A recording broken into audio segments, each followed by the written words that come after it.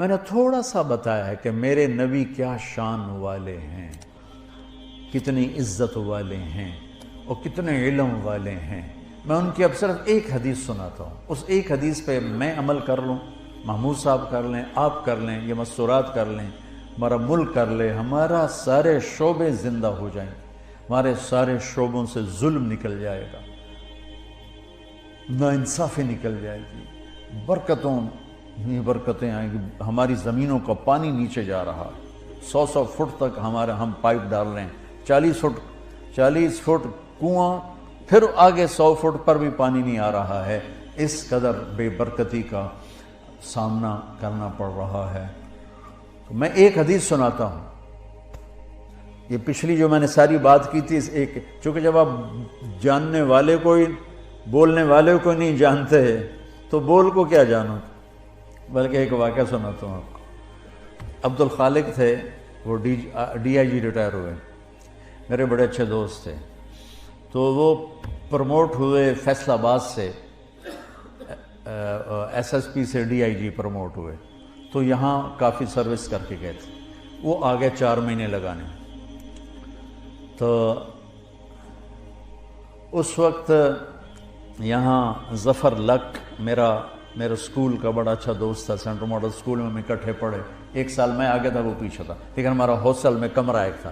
میں نے اس سے کہا چلو تمہیں ظفر سے ملاتا ہوں، وہ کہنے لگا میرا وہ بیچ میٹ ہے، میں نے کہا میرا اسکول میٹ، چلو۔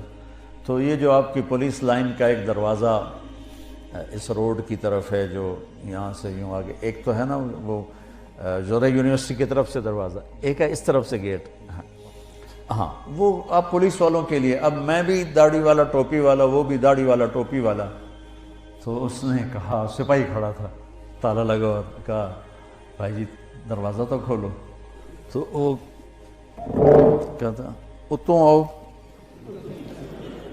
بڑے اتوں آؤ، اسے کیا خبر کہ یہ بلا کھڑی ہوئی ہے، پولیس والے کے لیے، سپاہی کے لیے تو ڈی آئی جی بڑی بلا ہے۔ معذرت کے ساتھ محمود صاحب سے،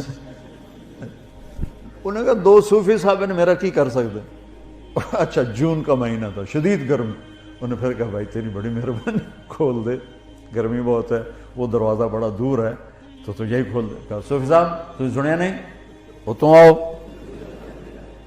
اس نے تیسری دفعہ پھر محنت کی کہ بھائی کھول دے، تیری بڑی مہربانی۔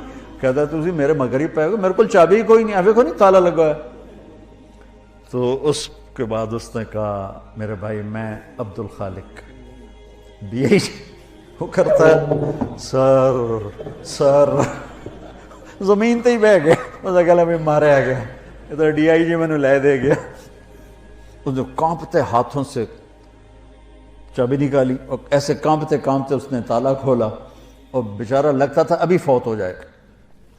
تو میں نے کہا مجھے آج ایک بات سمجھ میں آئی، جب تک بولنے والے کی قدر نہ ہوگی، بول کی قدر کون کرے گا؟ ہمارے دلوں میں اللہ کے رسول کی وہ قدر ہی نہیں رہی، ورنہ میرا دیس جھوٹ بولتا، میرا دیس ملاوٹ کرتا، جوئے کے اڈے چلاتا، زنا کے اڈے چلاتا، سیاست کے نام پہ فرعونیت کرتا۔ جانتے ہی نہیں ہمارے نبی کی ہے، ہمارے نبی ہیں کون؟ تو اتنی بڑی ہستی کی ایک حدیث سنا رہا ہوں، اللہ کی قسم، دنیا بھی آپ کی، آخرت بھی آپ، جس مرضی شعبے میں ہو۔ آپ نے کہا 4 اذا کانت فیک ما درک ما فاتک من الدنیا، 4 باتیں مجھ سے لے لو، 40 نہیں، 400 نہیں، 4 کہ 4 باتیں صرف مجھ سے لے لو اور آنکھیں بند کر کے سو جاؤ، دنیا بھی تمہاری، آخرت بھی تمہاری۔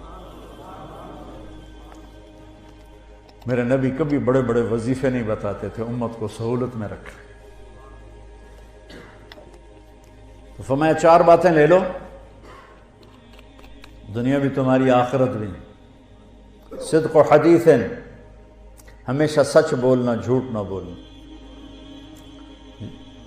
اب تمہارا محکمہ پولیس ہے ہی سارا جھوٹ پر، تمہارا نہیں، میرا دیس، میرا بازار، میری تجارت، میری زراعت، میری سیاست، سب جھوٹ پر ہے۔ صدق و حدیث، حفظ و امانت، کسی کو دھوکہ نہ دینا، دھوکہ نہ دینا، فراڈ نہ کرنا۔ غلط FIR نہ کاٹنا، دھوکہ نہ دینا، بے گناہوں کو 302 میں نہ دھر لینا۔ کتنے بے گناہ پھانسی چڑھ گئے۔ حسن و خلیقت، اخلاق اچھے رکھنا، گالیاں نہ دینا، بدتمیزی نہ کرنا، میٹھے بول سے لوگوں کے دل خریدنا، بشاشت سے مسکرانے سے لوگوں کے دلوں پہ راج کرنا۔ عفت فی طعمت، رزق حلال کمانا۔ 4 باتیں، اور اس میں پورا دین میں نے نہیں ڈالا، میرے نبی نے پورا دین ڈال کے دے دیا۔ فرائض کے بعد نمازی تو چھٹی کوئی نہیں، میرے نبی کے نواسے نے سر کٹایا، نماز نہیں چھوڑی، اپنی ساری اولاد ذبح کروا دی، نماز نہیں چھوڑی۔ اس کے بعد کون یہ کہہ سکتا جی پڑھی نہیں جانتی؟ اور فرائض کے بعد میرے نبی یہ 4 باتیں بتا رہے، سچ بولنا، جھوٹ نہ بول۔ ہائے ہائے، میرے نبی نے کہا کہ اور کسی کو دھوکہ نہ دینا، دیانتداری سے چلنا۔ ان 2 صفتوں پر میرے نبی نے فرمایا کہ میرا امتی ہر گناہ کر سکتا ہے، 2 نہیں کرے گا، ایک جھوٹ کبھی نہیں بولے گا، ایک دھوکہ کبھی نہیں دے گا۔ آپ نے امید ظاہر کی، ہر گناہ ہو سکتا ہے، 2 نہیں ہوں گے، جھوٹ نہیں بولے گا، دھوکہ نہیں دے گا۔ آپ سے پوچھا گیا یا رسول اللہ مسلمان ڈرپوک ہو سکتا؟ ہم نے کہا ہاں۔ کنجوس ہو سکتا؟ ہم نے کہا ہاں۔ جھوٹ بول سکتا؟ کہ نہیں، جھوٹ نہیں بول سکتا۔ دھوکہ نہیں دے سکتا ہے، جھوٹ نہیں بول سکتا۔ میرا امتی انسان ہے، بشر ہے، مرد ہو یا عورت، کوئی بھی گناہ ہو سکتا ہے، 2 نہیں کرے گا، جھوٹ کبھی نہیں بولے گا، دھوکہ کبھی نہیں دے گا۔ تو جھوٹوں کے ماحول میں سچ بولنا جہاد ہے۔ آپ تو ایسی جہاد میں ہو، اور ایک لحاظ سے آپ کا جہاد فوج کے جہاد سے بھی زیادہ ہے۔ فوج کا جہاد تو ہے جب ضرورت پڑے، اور آپ کو روزانہ جہاد کرنا پڑتا ہے، اور آپ کی 24 گھنٹے کی جاب ہے، آپ فون بند نہیں کر سکتے، آپ کی وردی اتری ہو تو بھی آپ وردی میں ہوتے ہیں، اور تنخواہیں آپ کی تھوڑی تھوڑی ہیں، اور مشقت آپ کی اتنی ہے، اور اوپر سے کوئی آپ کی تعریف کرنے والا نہیں، سب آپ کو گالیاں دینے والے ہیں، برا بھلا کہنے والے ہیں۔ حالانکہ آپ کا شعبہ ہی بندگی اور عبادت ہے، اور آپ کے اندر بڑے بڑے اولیاء ہیں جو گھٹ گھٹ کے پس کے چٹنی روٹی کھا کے موت کا گلے لگاتے ہیں اور حرام نہیں کرتے۔ یہ جنید بغدادی کے جیسے لوگوں کے ساتھ اٹھائے جائیں، یہ شیخ عبد القادر جیلانی جیسے لوگوں کے ساتھ اٹھائے جائیں گے جو اس محکمے میں، ایک تو ساری زندگی آپ کی جہاد ہے، ایک جہاد سرحدوں کا ہے، ایک جہاد اندر کا ہے۔ پھر انتہائی مقدس ہستی حضرت عمر فاروق نے پولیس کے محکمے کی بنیاد رکھی تھی۔ نبوی دور میں، صدیقی دور میں پولیس نہیں تھی۔ حضرت عمر نے اپنے جب خلافت 22 لاکھ مربع میل میں پھیل گئی اور مختلف علاقے قومیں داخل ہوئے اور پھر وہ انتشار ہونے لگے، تو پھر آپ نے محکمہ پولیس کی بنیاد رکھی۔ بہت بابرکت ہستی نے آپ کے محکمے کی بنیاد رکھی ہے۔ میں آپ کو تمام محکموں میں سب سے زیادہ ستایا ہوا سمجھتا ہوں، جو آپ پر اتنے پریشر ہوتے ہیں، کبھی سیاستدانوں کا، کبھی افسروں کا، کبھی مقامی لوگوں کا، اور اس میں پھر آپ کو ذلیل کرنا الگ اور ٹرانسفر کروا دینا الگ، اور جھوٹے خبریں لگوانا الگ۔ تو کچھ پھر پولیس والوں سے بھی ہو جاتا ہے، کوئی فرشتے تو آپ بھی نہیں ہیں، لیکن آپ یقین مانیں جس تکلیف سے آپ گزرتے ہیں اس کے مقابلے میں تو سپاہی کی تنخواہ بھی 1 لاکھ ہونی چاہیے۔ یہاں تو بیچارہ SHO کتنی تنخواہ ہوتی؟ 50,000 فرما رہے ہیں۔ میرے بس میں ہو تو میں تو سپاہی کی تنخواہ بھی 1 لاکھ کر، کہ ان کی جو یہ بیچارے دھکے کھاتے ہیں، پرانی بھیڑی ویگنا تے ٹرے جاندے ہوندے، کھڑ کھڑ کھڑ کھڑ کھڑ، ہارن نہیں وجدا باقی ہر شے وجدی، بریک نہیں لگدی باقی ہر شے لگدی۔ اس سے نکی چور نپنے تے بدماش نپنے۔ تو میں آپ کو سلام کرتا ہوں میرے بھائیو، اب یہ 4 باتیں اللہ سے مانگ لو۔ ایک سچ بولنا ہے، جھوٹ نہیں بولنا ہے۔ میرے نبی کا وعدہ، الصدق ینجی والکذب یہلک، سچ نجات دیتا ہے، جھوٹ ہلاک کرتا ہے۔ کبھی دھوکہ نہیں دینا ہے، دیانتداری سے قلم چلانا ہے، دیانتداری سے معاملہ کرنا ہے۔ میرے نبی نے فرمایا، اب دیکھو میرے نبی کی 2 صفتیں ہائی لائٹ ہوئیں، صادق امین، سچا اور دیانتدار۔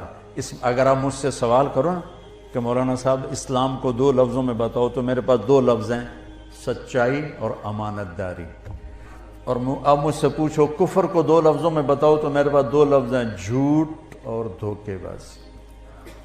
اور تیسرا بھائی اپنے اخلاق اچھے کرو، آنے والوں کے ساتھ، آنے والے مظلوم بھی ہوتے ہیں تو ظالم ہوتے ہیں، مظلوم آتا ہے لیکن وہ ظالم بن کے جاتا ہے، ایک آدمی کی واردات ہوتی ہے 5 بے گناہوں کو لکھاتا ہے، تو ہمارا تو مظلوم بھی ظالم ہے۔ آپ کی ڈیوٹی بہت سخت ہے، خوب اللہ کا روزانہ تھانہ ڈیوٹی پر جانے سے پہلے 2 نفل پڑھ کے گئے کرو کہ یا اللہ میرے ذریعے سے کسی پہ ظلم نہ ہو، زیادتی نہ ہو۔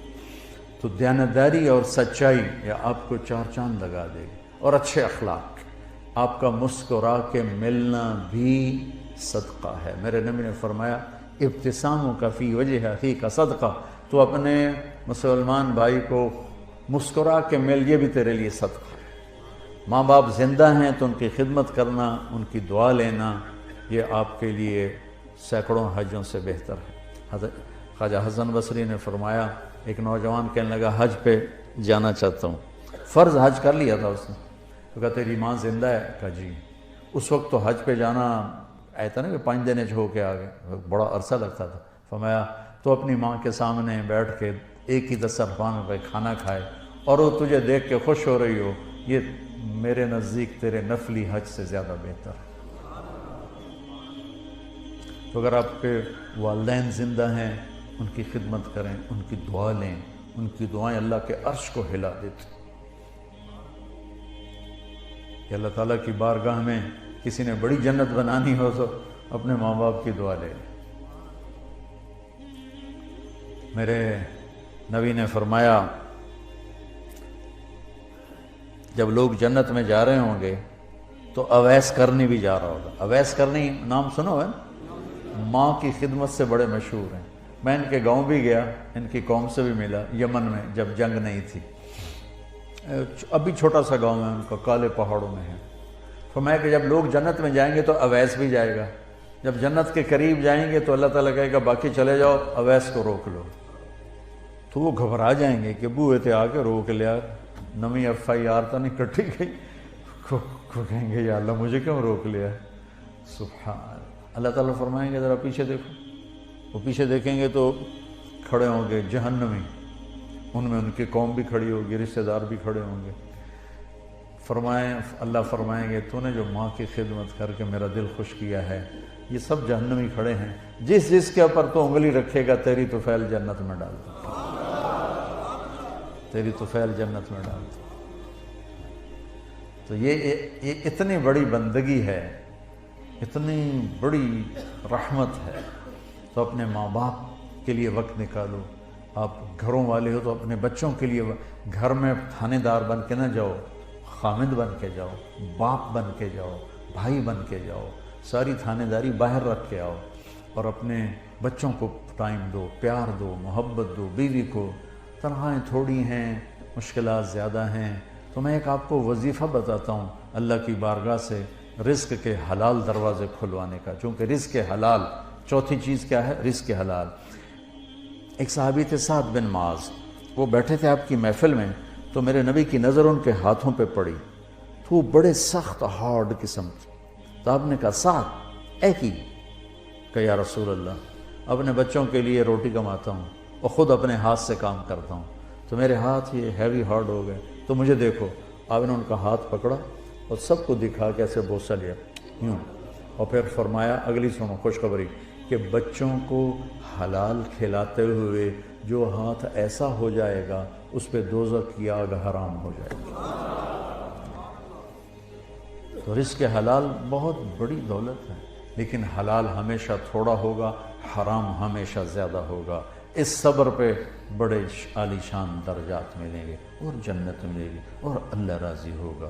بہت پرانی بات ہے، ایک بہت بڑے اللہ کے نیک ولی تھے، میں ان کے پاس بیٹھا تھا، 2 بندے آ گئے، تو یہ بات ہے کوئی 40 سال پرانی۔ تو ان میں سے ایک کہنے لگا حضرت جی دعا کرو اللہ رزق حلال دے، تو بہت سارا دے گا، یوں اس نے ہاتھ پھیلائے۔ اس ایکشن کی وجہ سے یہ قصہ میں آج تک نہیں بھولا ہوں، اللہ رزق حلال دے تو بہت سارا دے۔ انہوں نے بڑے پھولے منہ سے کہا حلال تھا تھوڑا ہی لبو، حلال تھا تھوڑا ہی لبو۔ پیپر ہو رہا ہے، ٹیسٹ دے رہے ہیں، ایک آدمی حرام پہ بک جاتا ہے، ایک حلال پہ قربان ہو جاتا ہے، اللہ دونوں کو برابر کر دے۔ ایک کے دامن پہ کسی بدکاری کا داغ نہیں، ایک کا دامن داغدار ہے، کیا خیال ہے شمر اور حسین کو اللہ برابر کر دے؟ ورنہ تو کربلاؤں کا فلسفہ ہی ختم ہو کے رہ جائے۔ تو رزق حلال کا ایک وظیفہ بتاتا ہوں، بڑا سوکھا۔ ایک صحابی آئے، یا رسول اللہ رزق کی تنگی ہے، کوئی عمل بتا ہے؟ آپ نے فرمایا باوضو رہا کر تیرا رزق بڑھ جائے گا۔ آپ یہ کر لیں، جو کچا نمازی ہے نا وہ بھی پکا ہو جائے گا، جو کہ بہت سارے کہتے ہیں یار وضو کرنا پڑے گا۔ جب باوضو ہوگا نا تو نماز پڑھنے میں کوئی دیر نہیں لگے گی۔ آپ اپنے ڈیوٹی میں خالی فرض پڑھ لیں، وہی کافی۔ ہاں ڈیوٹی سے آف ہیں پھر پوری پڑھ لیں، ڈیوٹی میں آپ دیکھتے ہیں کہ سہولت ہے پوری پڑھ لیں، مشکل نظر آ رہی ہے خالی فرض پڑھ لیں۔ تو آپ نے کہا باوضو رہ تیرا رزق بڑھ جائے گا۔ تو آپ باوضو رہو، اللہ آپ سے پیار کرے گا۔ باوضو موت آ گئی، شہادت کا درجہ ملے گا، اور باوضو رہنے لگے تو اللہ دروازے وہاں سے کھولے گا جہاں سے خواب و خیال نہیں، اور حلال کے کھولے گا۔